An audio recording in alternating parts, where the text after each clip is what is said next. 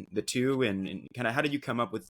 I don't know if you came up with the idea of of this kind of retreat, or what was your intention going into it? I don't know if I have intentions really, other than I'm really interested in chaos, which sounds terrible Yeah, because there's a lot of injunctions and prejudice against chaos.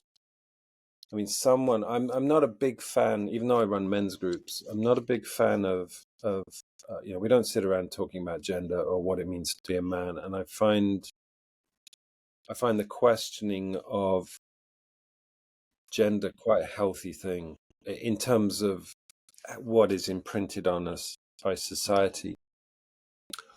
And I'm really interested in chaos and order, which I mean they're just theoretical yeah, terms, just like masculine and feminine are theoretical terms.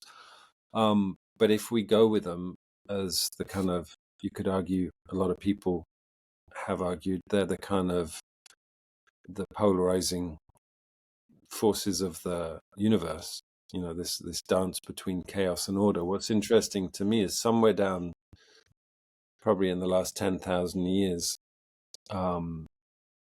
we decided that order was masculine and chaos was feminine. And because we live in an essentially misogynistic culture, then chaos became a bad thing, because it's crazy and it's out of control. It's over emotional. And, we don't like that. We like masculine order.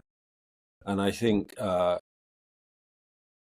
both polarities on their own, unchecked, can be really problematic.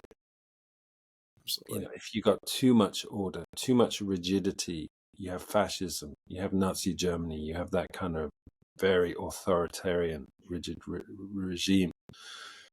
And no one needs me to describe what it's like to have too much chaos. So I think my intention, if I have an intention at all, is to create chaos within order, to try and balance that so that people can break down a bit, people can cut loose a bit, people can become emotional, they can fall apart, but they can be held. And I think, if we're back to ayahuasca, what is a good ayahuasca? What is a safe ayahuasca ceremony? It's a place where the ceremony is the construct that holds the chaos that is the medicine. When you take ayahuasca, you're choosing chaos. You're choosing to let go of control. And when you're around that scene, they're always talking about surrender.